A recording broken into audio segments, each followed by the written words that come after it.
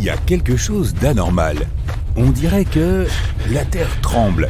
Ce n'est clairement pas un séisme, et ça ne fait qu'empirer. Les nuages semblent se déplacer plus vite que d'habitude, et les animaux deviennent fous.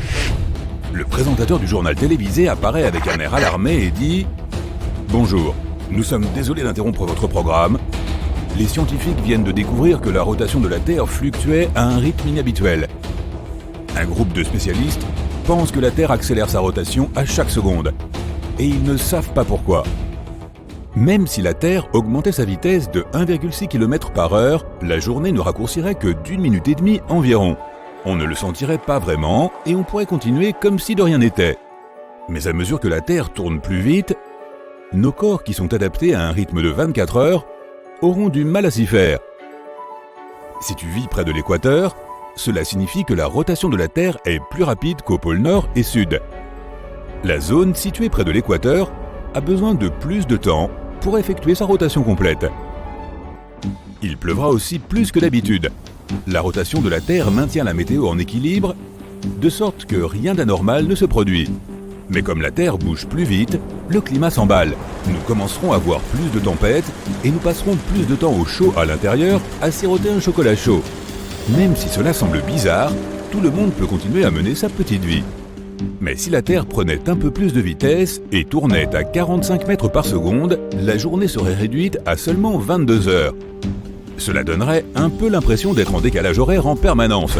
Toutes les entreprises travaillent avec un horaire de 24 heures par jour, de sorte qu'enlever ne serait-ce que 2 heures peut avoir des effets catastrophiques sur l'économie mondiale. L'ensemble du calendrier devra changer et s'adapter au nouveau rythme. Les designs des horloges changeront et elles ne comporteront plus que 10 segments. Et à chaque semaine, les journées raccourciront, de sorte qu'il n'y aura plus de moyens appropriés de connaître l'heure, sauf par les couchers et les levées de soleil. Le temps continuera à se dérégler, avec l'impression que la pluie ne s'arrête jamais. Les animaux qui dépendent des schémas météorologiques ne sauront plus comment se comporter, et des migrations de masse se produiront pour presque toutes les espèces.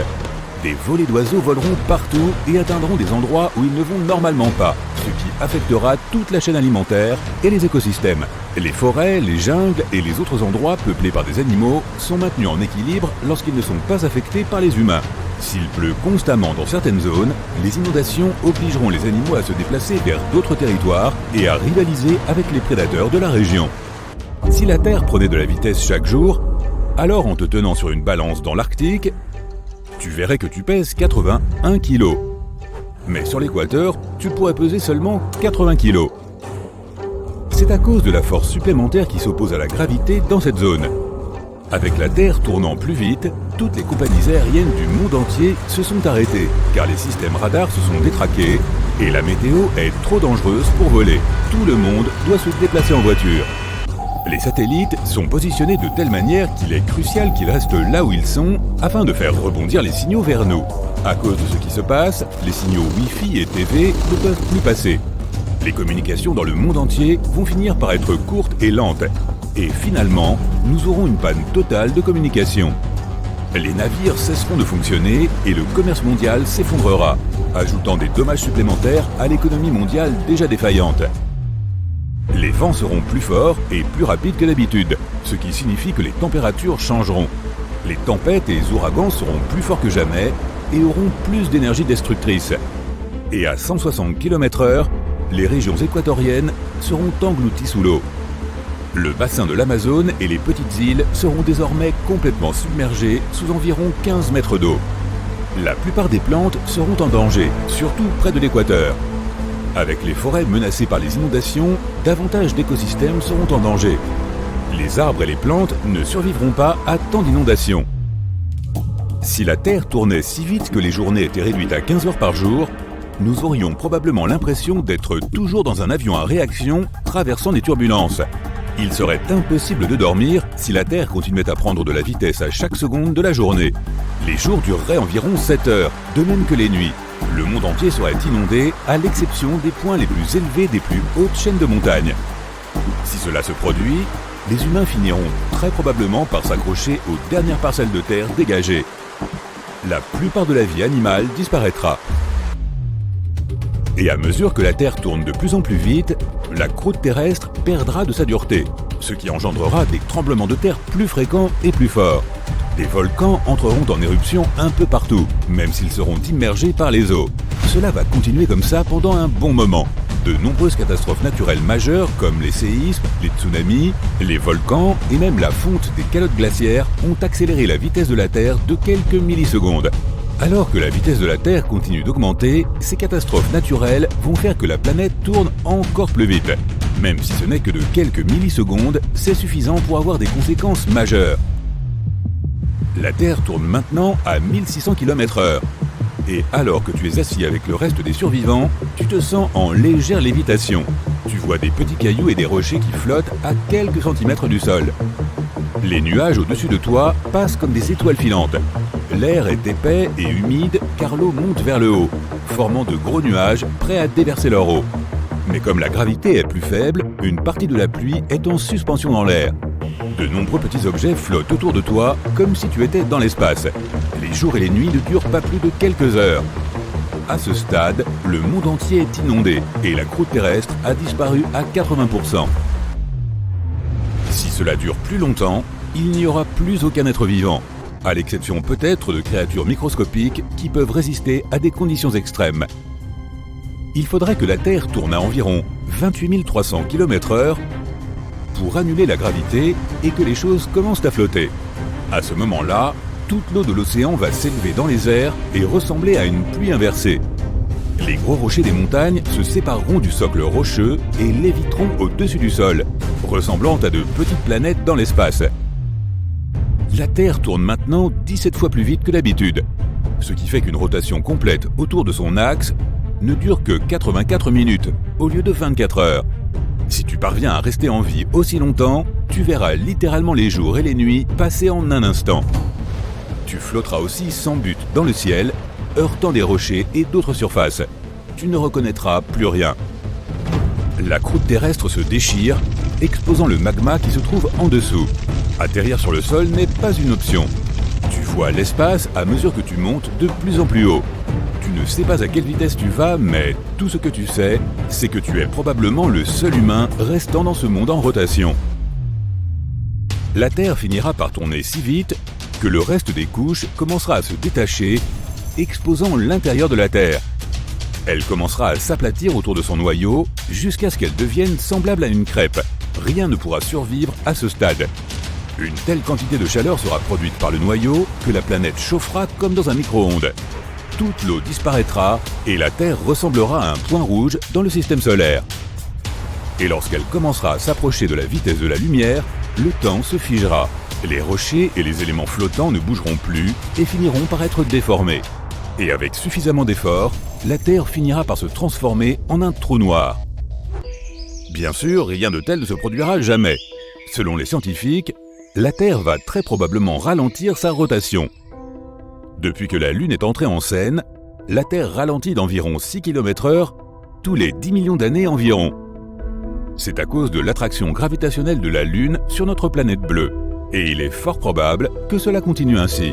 Alors ne sois pas si pressé. Tu allumes la lumière dès que tu entres dans une pièce. Tu ne penses même pas à compter le temps qu'il faut à l'ampoule pour s'allumer. Compter quoi de toute façon? C'est quasi instantané, n'est-ce pas? Eh bien techniquement, tu pourrais cependant si tu étais assez rapide. Mais bonne chance pour déclencher ce chronomètre à temps quand tu dois évaluer quelque chose qui va à plus de 1 milliard de km/h. Cela correspond à 300 000 km par seconde. C'est presque la distance de la Terre à la Lune en un claquement de doigts. Oups, mauvais effet sonore. Peux-tu faire un claquement de doigts? C'est ça, en un claquement de doigts. Et la Lune est certainement beaucoup plus loin que tu ne le penses. Si toutes les planètes de tout le système solaire étaient alignées sur une seule ligne droite, elles tiendraient entre la Terre et son satellite. Et cela inclut la pauvre Pluton qui est encore en dehors de notre système. Ok, la lumière est rapide. Passons à autre chose. C'est une belle journée ensoleillée, parfaite pour faire un jogging.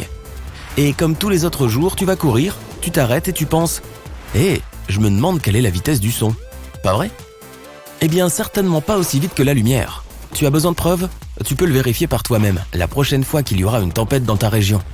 Tu verras les éclairs avant d'entendre le bruit du tonnerre. La lumière de cet éclair est arrivée jusqu'à toi, a ébloui tes yeux et est allée dans ton cerveau pour que tu comprennes « Oh, de la foudre !» Pendant ce temps, l'onde sonore du tonnerre est toujours en route vers ton oreille. Elle arrivera, donne-lui du temps, c'est tout. Au fait, le tonnerre n'est pas le bruit que font les nuages d'orage quand ils se rentrent dedans. Non, le tonnerre vient de ce même éclair qui se dirige vers le sol et se fraye un chemin dans l'air en même temps. L'air s'écarte alors gentiment pour faire place à la foudre, et à l'instant même où la foudre disparaît, boum, l'air se rassemble et fait ce bruit que nous appelons le tonnerre. Oh, et voici un autre fait amusant. Le son voyage plus vite sous l'eau que dans l'air. Un peu plus de 4 fois plus vite pour être exact. Ainsi, si tu allais nager avec un ami et que tu lui criais quelque chose de bizarre sous l'eau, il l'entendrait un peu plus tôt que si tu faisais la même chose en dehors de la piscine. Oh oh, tous les autres l'ont entendu aussi. Oups. Le son voyage également sur de plus longues distances sous l'eau. C'est pourquoi les appels des baleines à bosse peuvent être entendus sur des milliers et des milliers de kilomètres. Mais dans un environnement contrôlé où l'air est sec et où la température est constante à 20 degrés Celsius, la vitesse du son est d'environ 1230 km/h. En voilà un chiffre un peu plus réaliste. Une vitesse qui peut même être atteinte par des gens. Le célèbre avion Bell X-1 a été le premier à franchir le mur du son le 14 octobre 1947. Le pilote d'essai Chuck Yeager était dans le cockpit de l'avion fusée.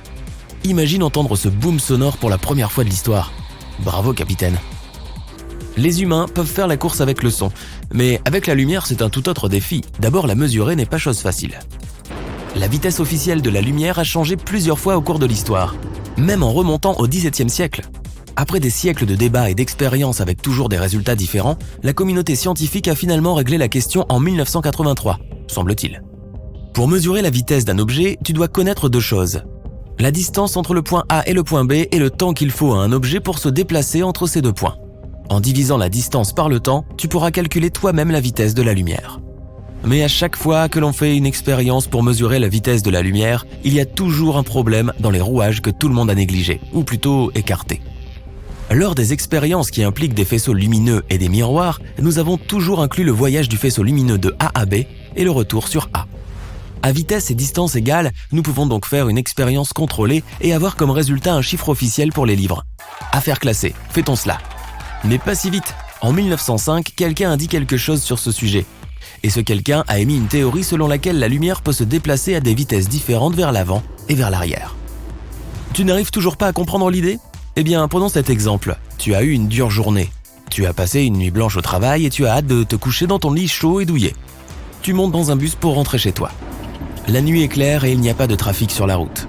Avant même que les roues du bus ne commencent à tourner, tu t'endors immédiatement sur le siège arrière.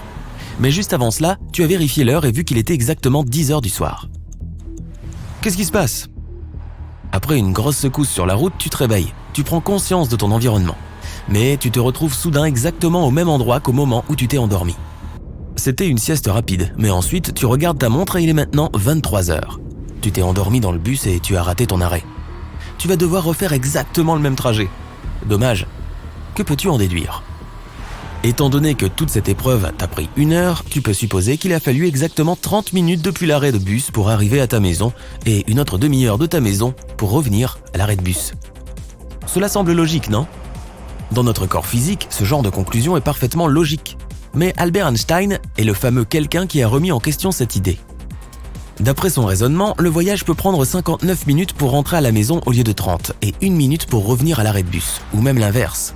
Puisque tu as dormi profondément, il n'y a aucun moyen de le savoir. Et c'est cette idée qui a tenu les scientifiques et les physiciens éveillés toute la nuit pendant des décennies.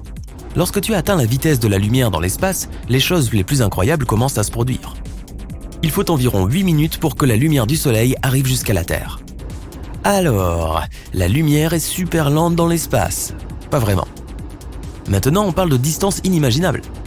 Il faut 8 minutes pour que la lumière de notre soleil parcourt plus de 150 millions de kilomètres jusqu'à notre planète.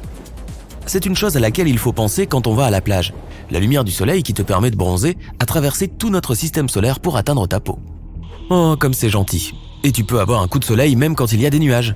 Voilà à quel point notre étoile est puissante. Maintenant, imagine que tu vis sur Pluton. Je sais, sa carte de planète membre a été révoquée en 2006. Mais bon, disons que je suis de la vieille école. Notre ancienne planète, la plus éloignée du Soleil, est tellement loin qu'il faut 5h30 à la lumière du Soleil pour arriver jusqu'ici.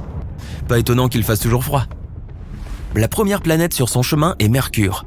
Les rayons du Soleil l'atteignent en 3 minutes seulement. C'est probablement assez de temps pour écouter ta chanson préférée. À la fin de la chanson, la version mercurienne de toi, sera en train de te prélasser sous les délicieux rayons du Soleil. Il serait impossible d'écouter ce morceau dans l'espace puisque le son ne peut même pas voyager ici. Tu sais, personne ne peut t'entendre crier. Oups, moi je l'ai entendu, cela dit. La musique n'est que l'air qui vibre. Et sans air dans l'espace, le son ne peut pas voyager. C'est ce qui explique le silence sinistre qui règne dans l'espace. Ok, est-ce que quelqu'un peut emmener la fille qui crie dans le couloir ? Et pendant que nous sommes dans l'espace, rendons une petite visite sympa à notre voisin. Alpha Centauri est le système stellaire le plus proche du nôtre.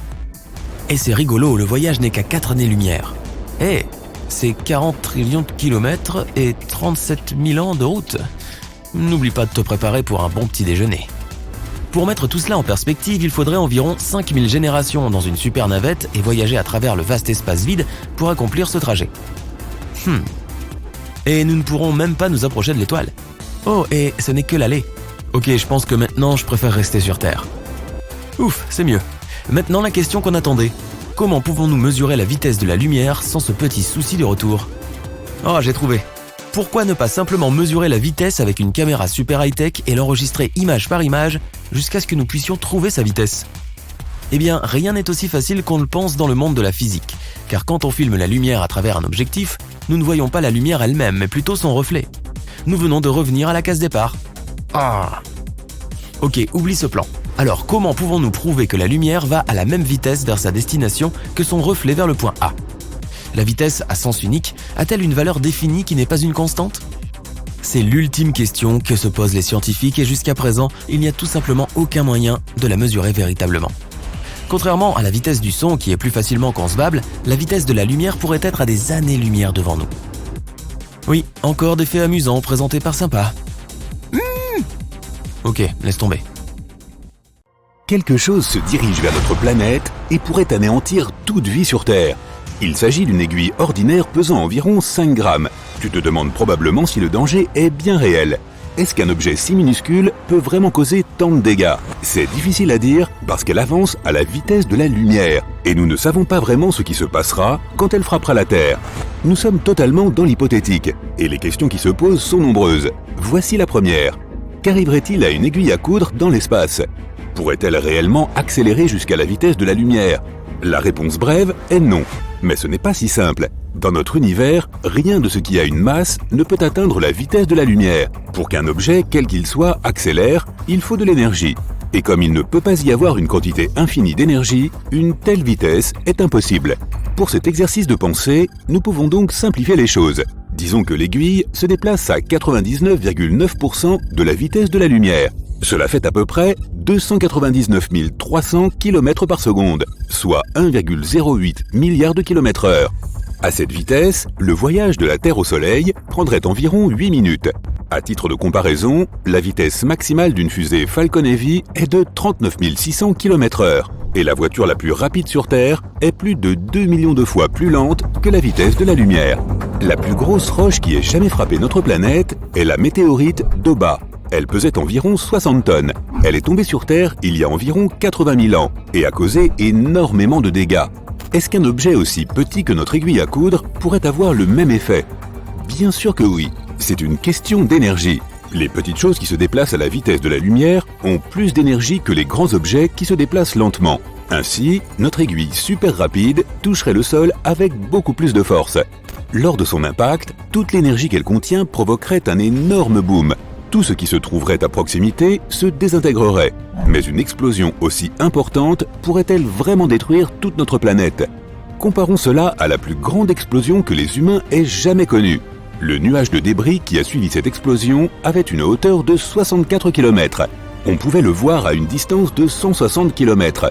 Environ 50 mégatonnes de force explosive avaient été libérées dans l'atmosphère. L'énergie que notre aiguille dégagerait sous forme d'explosion serait d'environ 43 kilotonnes. C'est moins que ce que les humains peuvent causer eux-mêmes, mais cela pourrait quand même entraîner des dégâts considérables. Donc si tu entends aux infos que quelque chose se dirige vers la Terre à la vitesse de la lumière, tu auras certainement besoin de trouver un abri. Les humains pourraient-ils survivre à un tel impact ? Ce serait plutôt effrayant.